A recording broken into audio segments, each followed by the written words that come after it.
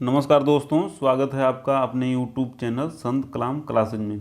दोस्तों, आगामी बहुत ही जल्द ही यूपी पीसीएस 2021 का प्रीलिम्स एवं उत्तर प्रदेश सचिवालय आरओ एआरओ 2021 का प्रीलिम्स के साथ ही कई अनेक महत्वपूर्ण परीक्षाएं प्रस्तावित हैं। तो दोस्तों, इन्हीं सब तथ्य को ध्यान में रखते हुए यह साइंस सीरीज का पहला वीडियो है और मुझे आशा ही नहीं पूरा विश्वास है दोस्तों कि यह आपको पसंद आएगा। तो दोस्तों, बिना समय बर्बाद किए तुरंत क्वेश्चन पर आते हैं। क्वेश्चन नंबर 1 की फंक ने किसका आविष्कार किया था? फंक ने किसका आविष्कार किया था? विटामिन का, हार्मोन का, प्रोटीन का, एंजाइम का? तो दोस्तों, इसका आंसर हो जाएगा ए, विटामिन का। फंक ने विटामिन का आविष्कार किया था। और दोस्तों, बहुत ही महत्वपूर्ण तथ्य मुझे आपके सामने रखना है कि जैसे मतलब स्मार्ट स्टडी किसे कहते हैं।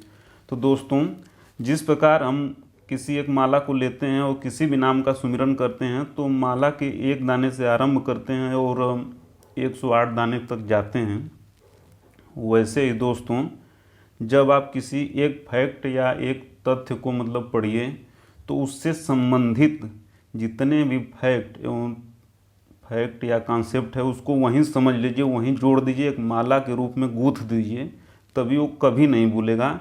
और मैं चाहता हूँ दोस्तों कि आप नॉलेज को, किताब को, जो भी है किताब से निकाल कर व्यवहार में उसको देखिए, अपने जीवन में उतारिए, अपने आसपास पड़ोस में देखिए दोस्तों। तो इसी क्वेश्चन को लिखते हैं, इसी मतलब विचारधारा को अपनाते हुए इस क्वेश्चन से कई क्वेश्चन को जोड़ने का प्रयास करेंगे कि फंक ने किसका आविष्कार किया था? दोस्तों, ए, विटामिन का। और इससे संबंधित और अन्य तथ्य भी देख लेते हैं कि अब तक कुल 20 विटामिनों की खोज हो चुकी है। अब तक कुल 20 विटामिनों की खोज हो चुकी है। इन सभी 20 विटामिनों को 2 वर्गों में बांटा गया है। 2 वर्गों में बांटा गया है।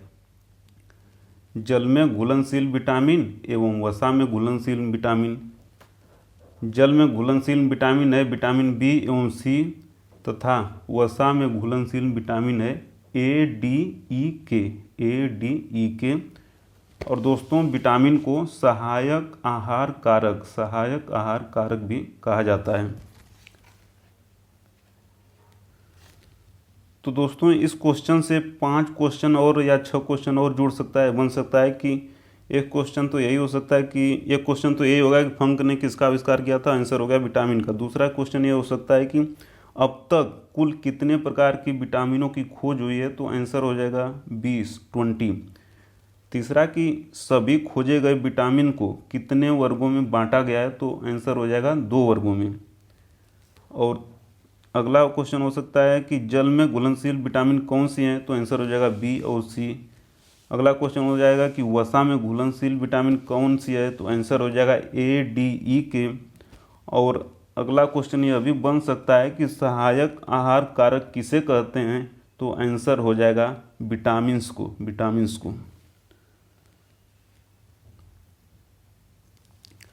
दूसरा महत्वपूर्ण क्वेश्चन यह है दोस्तों कि न्यूट्रास्यूटिकल्स उत्पाद वे हैं जिनमें होते हैं, तो आंसर हो जाएगा इसका डी, पोषण एवं औषधि प्रभाव। अगला दोस्तों क्वेश्चन बहुत ही महत्वपूर्ण है कि भोजन में प्रति यूनिट कैलोरी की सर्वाधिक मात्रा होती है। विटामिन में, वसा में, कार्बोहाइड्रेट में, प्रोटीन में। तो भोजन में प्रति यूनिट कैलोरी की सर्वाधिक मात्रा होती है, आंसर हो जाएगा बी, वसा में। क्योंकि दोस्तों 1 ग्राम वसा से 9.3 किलो कैलोरी ऊर्जा मिलती है, जबकि 1 ग्राम कार्बोहाइड्रेट या प्रोटीन से केवल 4 किलो कैलोरी प्राप्त होती है। 1 ग्राम फैट से 9.3 किलो कैलोरी ऊर्जा, जबकि 1 ग्राम कार्बोहाइड्रेट या प्रोटीन से ओनली 4 किलो कैलोरी मिलती है। अगला क्वेश्चन कि दोस्तों यहाँ मिस प्रिंट है, थोड़ा सा देख लीजिएगा कि सेब हृदय रोगियों के लिए अत्यधिक महत्वपूर्ण है क्योंकि यह बड़ा स्रोत है। सेब हृदय रोगियों के लिए अत्यधिक महत्वपूर्ण है क्योंकि यह बड़ा स्रोत है। तो आंसर हो जाएगा दोस्तों डी, केवल पोटेशियम का। डी, केवल पोटेशियम का। इसका दोस्तों और देख लेते हैं सेव और पोटेशियम के बारे में कि देखिए सेव में अनेक खनिज पाए जाते हैं किंतु उसमें सर्वाधिक क्या पाया जाता है, तो वो पोटेशियम पाया जाता है। इसके अलावा भी और खनिज पाए जाते हैं। और पोटेशियम का कार्य क्या है, पोटेशियम क्या करता है, तो पोटेशियम जो है हृदय की धड़कन को नियंत्रित करता है तथा उच्च रक्तचाप, हाई ब्लड प्रेशर, उच्च रक्तचाप को सामान्य बनाए रखता है। इसलिए जिनको भी उच्च रक्तचाप की बीमारी है उनको सेव खाना चाहिए। और दोस्तों अन्य 3-4 फैक्ट यहीं और देख लेते हैं कि सेव की लाली का कारण एंथोसाइनिन होता है। और दोस्तों थोड़ा इसको और विस्तार में समझते हैं कि विश्व में सेव का उत्पादन किस देश में होता है। इस तरह क्वेश्चन पूछे तो दोस्तों आंसर हो जाएगा चाइना। अगर यही क्वेश्चन पूछ दे कि भारत के किस राज्य में सेव का सर्वाधिक उत्पादन होता है तो आंसर हो जाएगा जम्मू कश्मीर। और यहाँ एक और देख लेते हैं दोस्तों इसमें कि सेव जो है किस जलवायु की फसल है, तो सेव शीतोष्ण जलवायु की फसल है। और अभी हाल ही में संपन्न हुई 66वीं बीपीएससी परीक्षा में पूछा गया था कि निम्नलिखित में से कौन सा फल असत्य फल है यानी कि फॉल्स फ्रूट है। तो उसका आंसर भी सेव ही होगा क्योंकि सेव का विकास ओवरी एवं फूल से नहीं होता बल्कि केलिक्स करोला इत्यादि से होता है। इसलिए सेव को फॉल्स फ्रूट या असत्य फल कहते हैं। दोस्तों अगला क्वेश्चन है कि विटामिन सी का रासायनिक नाम क्या है। विटामिन सी का रासायनिक नाम क्या है, तो दोस्तों आंसर हो जाएगा ए, स्कॉर्बिक अम्ल। और दोस्तों अब उसी विचारधारा को अपनाते हुए कि एक फैक्ट को अनेक फैक्ट से जोड़ दीजिए। तो यहाँ देखिए विटामिन सी या इससे संबंधित कई तथ्य जुड़ सकते हैं, 8-9 तो जुड़ ही सकते हैं। जैसे कि एक तो यही जुड़ सकता है कि क्वेश्चन बन सकता है कि अब तक खोजे गए जितने भी पृथ्वी पर तत्व हैं उनमें सर्वाधिक विटामिन सी किस में पाया जाता है, तो आंसर हो जाएगा आंवला। निसंकोच रूप से आप ट्रिक करिए इसको, कोई दिक्कत नहीं है। और दोस्तों तो एक क्वेश्चन यह भी बन सकता है कि यूपी में आंवला का उत्पादन सर्वाधिक किस जिले में होता है, तो आंसर हो जाएगा दोस्तों आंवला का उत्पादन सर्वाधिक यूपी में किस जिले में होता है, तो आंसर हो जाएगा दोस्तों प्रतापगढ़ में आंवला का सर्वाधिक उत्पादन होता है। एक क्वेश्चन और भी बन सकता है कि आंवला की 3 प्रजाति बताइए या आंवला की मुख्य प्रजाति कौन सी है, तो इसमें 3 मुख्य हैं दोस्तों, कंचन, कृष्णा, बनारसी। और चौथा क्वेश्चन यह भी बन सकता है कि आंवला के अलावा विटामिन सी के प्रमुख स्रोत कौन से हैं, तो यहाँ हो जाएगा सभी जितने भी हैं सभी खट्टे फल जैसे संतरा, नींबू, हरी और ताज़ा सब्जियां होती हैं इसमें भी होता है विटामिन सी। और मिर्चा जो है तो हरा मिर्चा में विटामिन सी होता है। और दोस्तों इससे क्या बन सकता है क्वेश्चन, हाँ दोस्तों इससे क्वेश्चन और बन सकता है 5वां की विटामिन सी की कमी से कौन सा रोग होता है, तो आंसर हो जाएगा स्कर्वी। 6ठा क्वेश्चन यह बन सकता है कि घाव को भरने में कौन सी विटामिन सहायक होती है, तो आंसर हो जाएगा विटामिन सी। 7वां क्वेश्चन यह बन सकता है कि त्वचा को स्वस्थ बनाए रखने में किस विटामिन का सर्वाधिक योगदान होता है, तो विटामिन सी यहाँ भी हो जाएगा। 8वां क्वेश्चन यह भी बन सकता है कि कौन सा विटामिन शरीर में ज़्यादा देर तक भंडारित नहीं रहता है एवं जल्द ही यूरिन के द्वारा बाहर निकल जाता है, तो इसका भी आंसर विटामिन सी ही होगा। और 9वां क्वेश्चन ये बन सकता है कि घाव भरने में सहायक विटामिन कौन सी है, तो वही का मतलब देख लिए इसको, तो विटामिन सी है। तो यही 8-9 क्वेश्चन मतलब बन सकते हैं इससे। अगला क्वेश्चन दोस्तों है कि मानव शरीर की सबसे बड़ी ग्रंथि कौन है। मानव जो शरीर है उसकी सबसे बड़ी ग्रंथि कौन है। अग्नाशय, यकृत, लार ग्रंथि, मानव शरीर की सबसे बड़ी ग्रंथि, तो दोस्तों आंसर हो जाएगा बी, यकृत। बी, यकृत। और यकृत से भी 5-6 क्वेश्चन बन सकते हैं जो, और आप लोग और देख लीजिए, लेकिन 5-6 तो बन ही सकते हैं इससे कि यकृत लगभग कितने कार्यों का संपादन करता है। यकृत लगभग कितने कार्यों का संपादन करता है, तो आंसर हो जाएगा ये कि लगभग 500 कार्यों का। दूसरा क्वेश्चन यह बन सकता है कि पित्त का उत्पादन कौन करता है। पित्त का उत्पादन कौन करता है, तो आंसर हो जाएगा यकृत। यकृत मतलब लीवर। तीसरा क्वेश्चन यह बन सकता है कि रक्त प्लाज्मा के कुछ प्रोटीनों का उत्पादन कौन करता है। रक्त प्लाज्मा के कुछ प्रोटीनों का उत्पादन कौन करता है, तो इसका भी आंसर यकृत यानी लीवर होगा।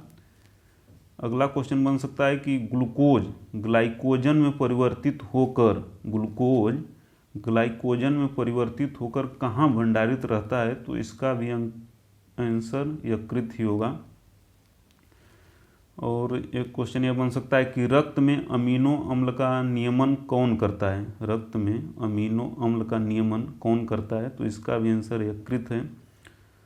और एक क्वेश्चन यह बन सकता है कि विषाक्त अमोनिया को यूरिया में कौन परिवर्तित करता है, तो इसका भी आंसर है यकृत ही होगा।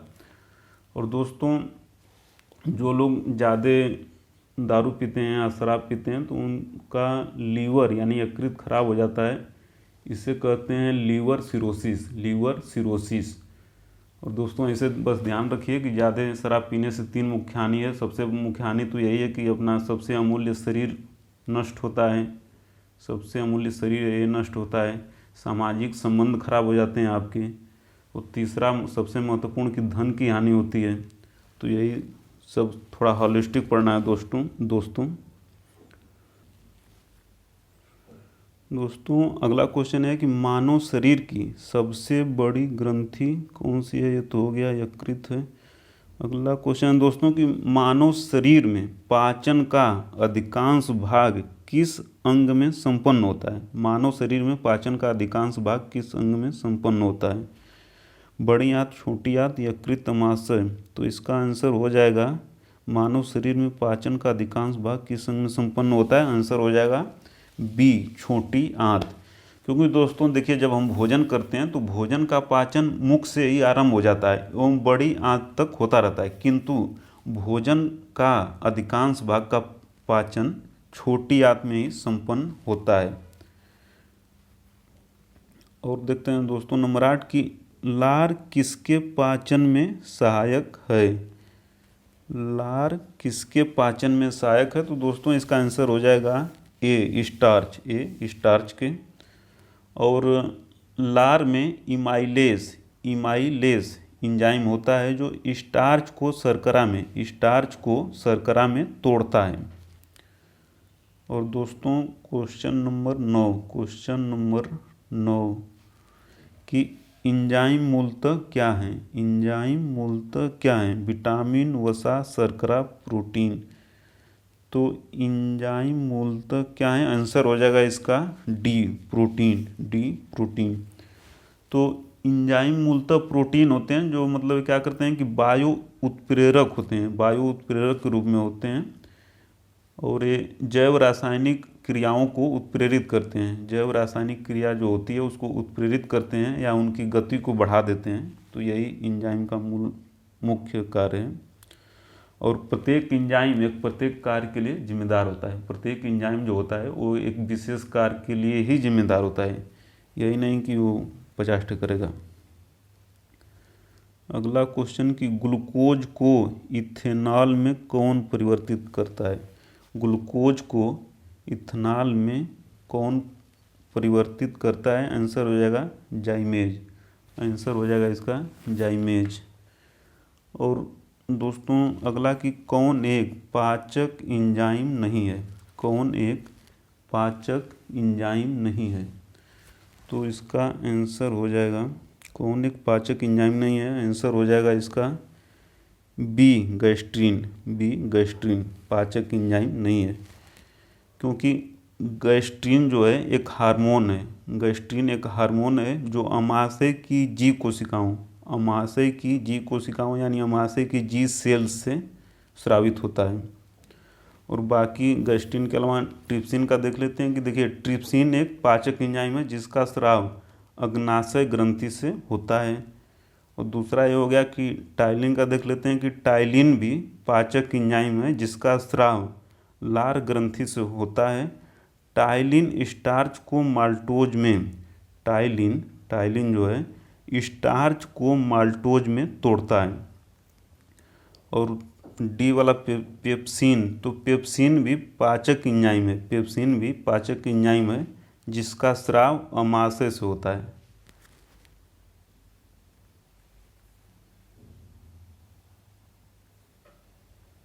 अगला क्वेश्चन है दोस्तों कि कौन सा आहार मानव शरीर में नए ऊतकों की वृद्धि के लिए पोषक तत्व प्रदान करता है?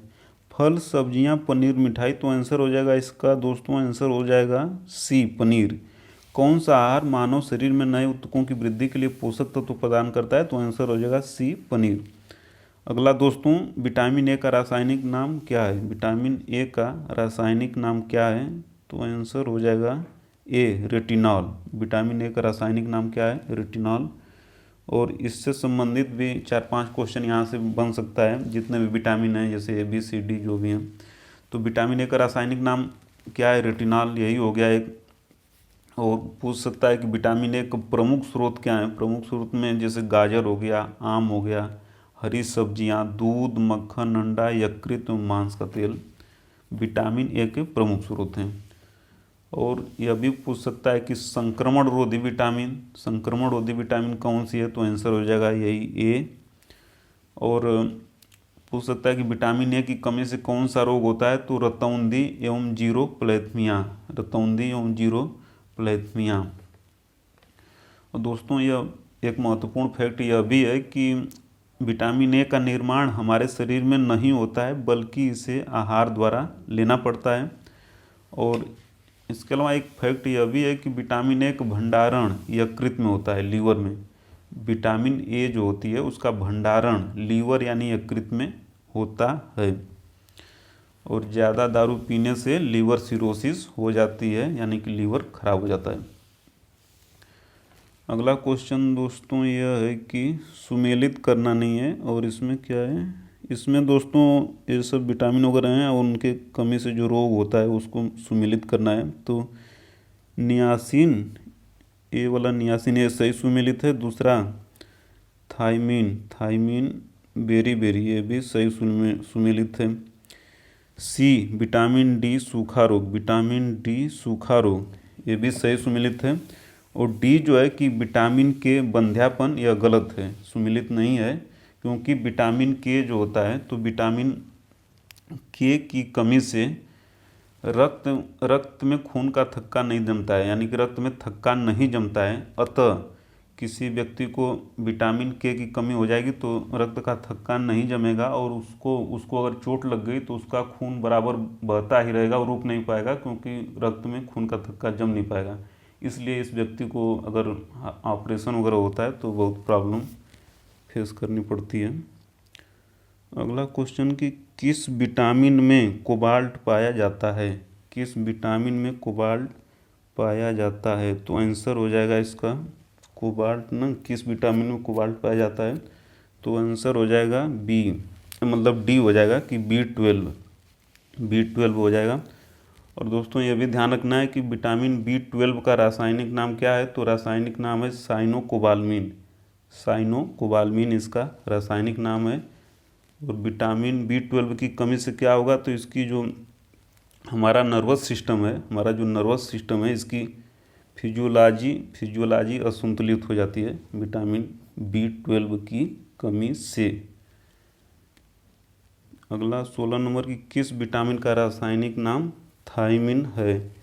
किस विटामिन का रासायनिक नाम थायमिन है? तो आंसर हो जाएगा ए, विटामिन B1 का रासायनिक नाम थायमिन है। अगला दोस्तों कि स्वप्न को पर्याप्त अवधि तक याद रखने में सहायक विटामिन, तो विटामिन B6। स्वप्न को पर्याप्त अवधि तक याद रखने में सहायक विटामिन, तो विटामिन B6 आंसर हो जाएगा। और दोस्तों 18 नंबर क्वेश्चन बहुत ही महत्वपूर्ण है कि सोयाबीन के दाने में लगभग कितना प्रतिशत प्रोटीन होता है। सोयाबीन के दाने में लगभग कितना परसेंट प्रोटीन होता है दोस्तों। तो जब भी, अब देखिए यहाँ भी जोड़ सकते हैं आप कि जब भी सोयाबीन खाइए आप, चाहे सब्जी चाहे जो दाल को भिगो खाते हैं सुबह, तो उससे अब पूरा 4-5 फैक्ट है, सब याद में रहना चाहिए दोस्तों, क्योंकि मैं चाहता हूँ कि क्वेश्चन को किताबों से निकाला जाए और जीवन में उतारा जाए। तो सोयाबीन के दाने में लगभग कितना प्रतिशत प्रोटीन होता है, आंसर हो जाएगा बी, लगभग 40%, लगभग 40%। और सोयाबीन में देखिए लगभग 40% तो प्रोटीन ही हो गया, इसके अलावा लगभग 30% कार्बोहाइड्रेट, लगभग 30% कार्बोहाइड्रेट और लगभग 20% वसा होता है। और हाँ दोस्तों, अब सोयाबीन का जब जिक्र आया तो इसको और विस्तार करते हुए ये देख सकते हैं कि विश्व में किस देश में सोयाबीन का सर्वाधिक उत्पादन होता है। तो विश्व के लेवल पर अगर देखेंगे तो अमेरिका में सोयाबीन का उत्पादन सर्वाधिक होता है। और क्वेश्चन कभी आप पूछ दे कि भारत के किस राज्य में, भारत के किस राज्य में सोयाबीन का सर्वाधिक उत्पादन होता है, तो आंसर हो जाएगा मध्य प्रदेश, MP। और दोस्तों और इसको थोड़ा बढ़ाते हैं तो सोयाबीन देखिए किस ऋतु की फसल है, तो एक खरीफ की जो सीजन होता है, तो खरीफ ऋतु की फसल है। खरीफ का मतलब ये हो गया कि सोयाबीन की बुआई जून जुलाई में होती है एवं फिर इसकी कटाई तब अक्टूबर नवंबर में होगी, यही खरीफ का सीजन है मतलब।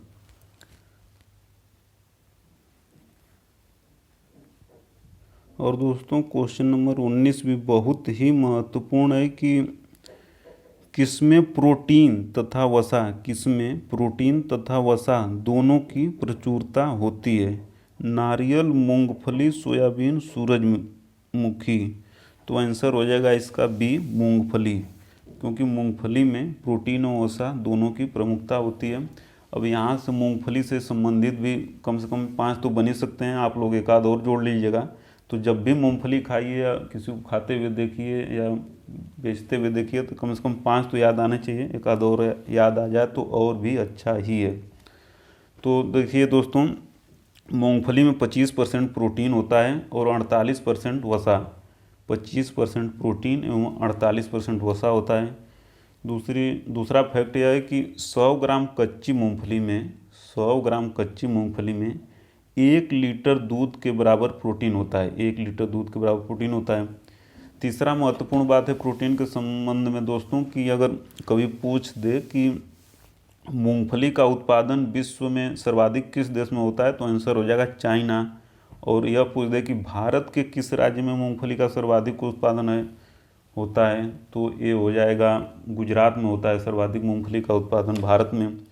और यह पूछ दे कि पूरे विश्व में मूंगफली उत्पादन में भारत का कौन स्थान है, तो सेकेंड है, क्योंकि पहला चाइना है, दूसरा इंडिया है, भारत का है। और दोस्तों मूंगफली भी एक मतलब खरीफ की फसल है, यानी कि इसकी भी बुआई जून जुलाई में होती है एवं कटाई अक्टूबर नवंबर में होती है। अगला क्वेश्चन और अंतिम क्वेश्चन दोस्तों कि नाखून, बाल एवं पशुओं का खुर किस प्रोटीन से बना होता है। नाखून, बाल एवं पशुओं का खुर किस प्रोटीन से बना होता है, तो इसका दोस्तों आंसर हो जाएगा ए, केरोटीन है। यहाँ थोड़ा गलत है, रो नहीं होगा रे होगा, रे हो जाएगा, यानी कि कीरेटिन। नाखून, बाल एवं पशुओं का खुर किस प्रोटीन से बना है, तो आंसर हो जाएगा ए, कीरेटिन। दोस्तों जो बी है कैरोटीन, उसके संबंध में एक फैक्ट है कि जो गाय का दूध होता है तो पीला होता है, गाय का घी भी पीला होता है और गाजर का रंग पीला होता है। तो तीनों का पीलेपन का कारण कैरोटीन जो बी में है, कैरोटीन वो जिम्मेदार है। और नाखून, बाल एवं पशुओं का खुर किस प्रोटीन से बना होता है, इसका आंसर हो जाएगा ए, कीरेटिन ए।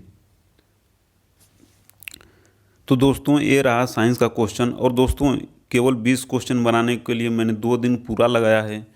तो इसको कमेंट में ज़रूर लिखिए कि कैसा लगा आपको और क्या सुधार किया जा सकता है, क्योंकि पूर्ण कोई भी नहीं है दोस्तों, लेकिन सुधार का निरंतर प्रयत्न करते रहना चाहिए, क्योंकि अपूर्णता ही जीवन है, सुधार करने का निरंतर प्रयास करते रहना ही जीवन है। तो दोस्तों, इस वीडियो को सबको बांट दीजिए, क्योंकि ईसा मसीह जी ने कहा है कि जो बांटेगा उसका भर दिया जाएगा एवं जो बचाएगा उसका छीन लिया जाएगा। तो दोस्तों, इस बात को ध्यान रखना है हमको। और अंत में यही कहूँगा कि वीडियो को अंत तक देखने के लिए, सबको बांटने के लिए तथा लाइक, कमेंट एवं सब्सक्राइब करने के लिए आपको हृदय की अतल गहराइयों से प्रेम पूर्वक बहुत बहुत धन्यवाद दोस्तों, बहुत बहुत धन्यवाद।